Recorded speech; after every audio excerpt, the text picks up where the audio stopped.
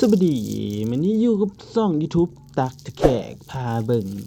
อีกหนึ่งมื้อของตักตะแขกเนาะก่อนอื่นมาเลยเราก็เกลือเจ้าอบน้อยท่านผู้ชมเจ้าอบน้อยนี่เฮาเพาะเองเด้ท่านผู้ชมเอ้ยนี่เราก็เกลือเนาะมี2คอกท่านผู้ชมคอกตัวน้อยแล้วก็ตัวนี้ก็ตัวกลางท่านผู้ชมนี่แล้วก็มาเกลือไก่ท่านผู้ชมนี่ไก่ก็บ่หลายปานใด5-6ตัวท่านผู้ชม เพราะว่าพื้นที่เราบ่ค่อยหลาย อันนี้ก็จะเป็นอ่างกบใหญ่ท่านผู้ชมตัวนี้เราก็ขายเบิดหลายเติบแล้วท่านผู้ชมนี่ก็ยังเหลือประมาณ100โตวท่านผู้ชมอันนี้ก็เราเปิดขายอยู่ท่านผู้ชมโล60เป็นกีบหรือว่าโลละ100นะท่านผู้ชม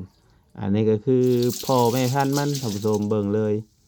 นี่ตัวบักเอฟเลยนะท่านผู้ชมนะนี่2บ่อนี่ขังไว้เพราะว่ายายมันโดดไปอันเชิงเดี๋ยวนะท่านผู้ชมเราก็แยกไว้ตัวผู้ตัวแม่ท่านผู้ชม จากที่เกิดกบแล้วท่านผู้ชมเราจะไปเก็บเห็ดท่านผู้ชมนี่เนาะอุปกรณ์ของเราก็มีกระเตาะท่านผู้ชมนี่ช่วงวันนี้เราก็ไปเก็บเห็ดท่านผู้ชมอันนี้ก็บรรยากาศอยู่ที่เฮือนเราเองเด้อท่านผู้ชมเอ้ยเดี๋ยวไปอยู่บ้านนอกของนาเด้อท่านผู้ชมเบิ่งแต่ทางเนาะบรรยากาศเป็ดๆน้อยๆท่านผู้ชมนี่มีหมาน้ำเล็บสมัยหมาเจ้าด้อมท่านผู้ชม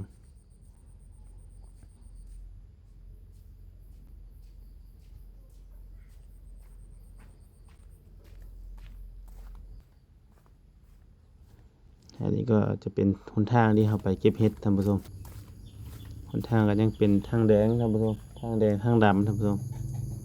อันนี้ก็ก่อนเอาไม้ที่เราปลูกไว้เนาะจังหวะนี้ก็เกียมเข้าไปเก็บเห็ดท่านผู้ชมเราจะปลูกเห็ดขอนขาวท่านผู้ชมของนี้ได้ประมาณ2,500-2,600เนี่ยท่านผู้ชมอันนี้ก็เห็ดหน้าแรกท่านผู้ชมนี่จังหวะนี้ท่านผู้ชมมึงไปสนใจมาเก็บซอยตักตะแคกในบ่อเนาะในมะละแคกเนาะไผจากใดสนใจสั่งได้เด้อเขาจะไปรอส่งให้ฟรีเด้อท่านผู้ชมขายโลละแสนท่านผู้ชมถ้าตีเป็นเงินบาทก็ประมาณโล180 บาทท่านผู้ชมประมาณนั้นถ้าบ่ผิดเด้นี่ก็เก็บคนเดียวท่านผู้ชมเฮานึ่งใส่กระพุ้ยได้ท่านผู้ชมมาเลยแบบได้สุดเท่าละน้อยนั่นท่านผู้ชมมันบ่ได้สุดหลายปานใดนี่เก็บบรรยากาศมาพักมาตอนท่านผู้ชมผู้เบิ่งผู้แนมเนาะก็อย่าลืมฝากกดติดตามกดไลค์กดแชร์ช่อง YouTube ตักตะแขกให้เด้อเพื่อเป็นกำลังใจสร้างคลิปต่อๆไปมื้อนี้ก็บรรยากาศแบบมืดครึ้มบ่ได้ไปไสท่านผู้ชมก็มาถ่ายเบิ่งชีวิตประจำวันของตักตะแขกเนาะ1วันเนาะเฮาก็เลี้ยงเจ้าอบมื้อนี้ก็มาเก็บคนเดียวคือเก่าท่านผู้ชมนี่เนาะเบิ่งเลยอันนี้เห็ดจะเป็นเห็ดหน้าแรกนะท่านผู้ชมนะนี่แบบจะออกแบบบางอันพุ่มก็ออกเยอะนะท่านผู้ชมบางเบาก็ออกเยอะบางเบาก็ออกบ่หลายปานใดท่านผู้ชมแล้วก็อย่าลืมกดติดตามกดไลค์กดแชร์ช่อง YouTube ตากตะแขกเด้อมื้อนี้เก็บบรรยากาศในการเก็บเห็ดมาพากมาตอนท่านผู้ชมผู้เบิ่งผู้แนมท่านผู้ชม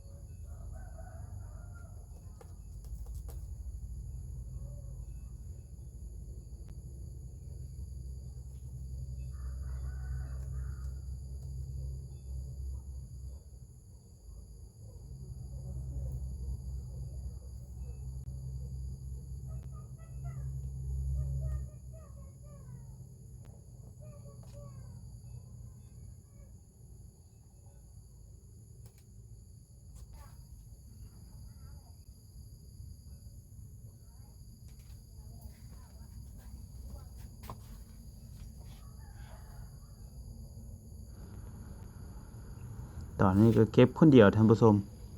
เฮาเก็บคนเดียวมันก็จะใช้เวลาแบบโดนๆนิดนึงเด้อท่านผู้ชมเอ้ยตอนนี้ก็ได้กระทุ่งหนึงแล้วท่านผู้ชม